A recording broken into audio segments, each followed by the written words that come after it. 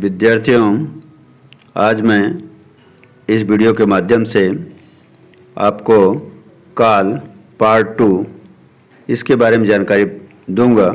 Part 1 में हमने काल से संबंधित जानकारी दी और उसमें भूतकाल के बारे में पूर्ण जानकारी आपको दिया। पार्ट 2 में हम वर्तमान काल और वर्तमान काल के साथ साथ भविष्य काल की जानकारी आपको देंगे। तो जी हाँ विद्यार्थियों, आप देखते रहें काल से संबंधित यह YouTube लिंक पर जाकर के वीडियो।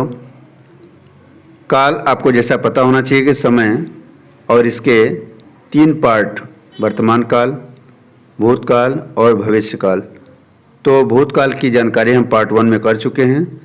इस वीडियो में हम वर्तमान काल और भविष्य काल के बारे में जानकारी प्राप्त करेंगे। काल के भेद 3 आपको स्क्रीन पे भी दिखाई दे रहा है, जैसा मैंने पार्ट 1 में भी बताया, यहाँ पे भी बता रहे हैं। भूतकाल, वर्तमान काल और भविष्य काल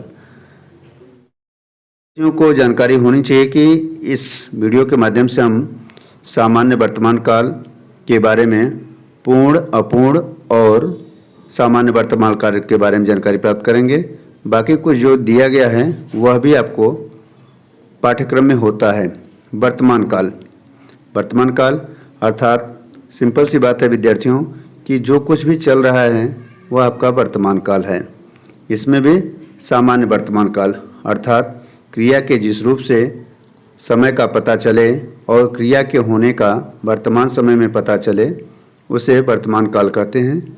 जिन वाक्यों के अंत में ता, ती, ते, हैं आते हैं वे वर्तमान काल कहलाता है। क्रियाओं के होने की निरंतरता को वर्तमान काल कहते हैं। बच्चे खेलते हैं, बच्चे खेल रहे हैं, बच्चे खेल रहे होंगे। इन 3 उदाहरणों के माध्यम से आपको वर्तमान काल की आभास हो रही है। कुछ और एग्जाम्पल आपके सामने आए, उससे पहले सामान्य वर्तमान काल को देख लेते हैं।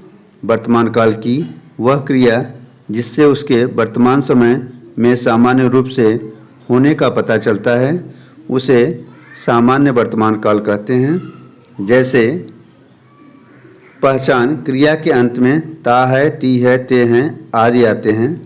सुशांत कहानी पढ़ता है, सरल तेज बोलता है, दादाजी प्रतिदिन अखबार पढ़ते हैं।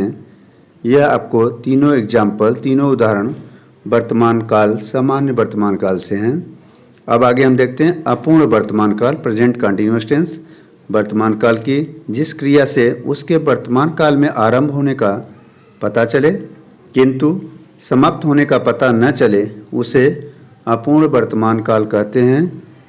आप इसे प्रेजेंट कंटिन्यूअस टेंस के नाम से भी जानते हैं। कुछ उदाहरण देख लेते हैं। मदारी बंदर का तमाशा दिखा रहा है, विपिन टीवी देख रहा है, हम फुटबॉल खेल रहे हैं, रहा है, रहे हैं।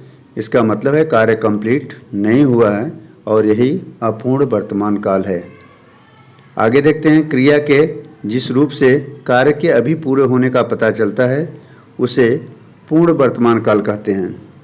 इसमें हमें कार्य की पूर्ण सिद्धि का पता चलता है कि वर्क इज डन, कार्य कंप्लीट हो चुका है। कुछ एग्जाम्पल, मैंने फल खाए हैं, उसने गेंद खेदी है, वह आया है। इन 3 उदाहरणों के माध्यम से आप समझ सकते हैं कि कार्य यहाँ पे कंप्लीट हुआ है। विद्यार्थियों, आगे हम देखते हैं भविष्य काल। भविष्य काल आप जानते हैं कि आने वाली घटनाओं में जो कुछ भी समय चक्र चलता है उसे भविष्य काल के नाम से जाना जाता है।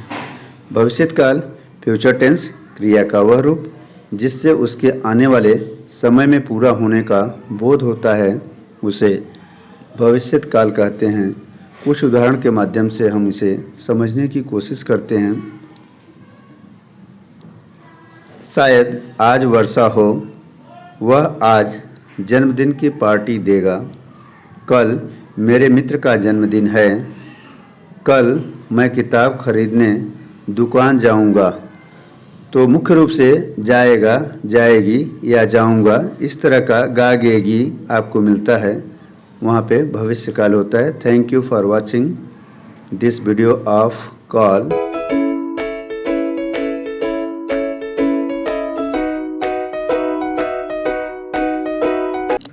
To be continued with Param Siddhesh Educator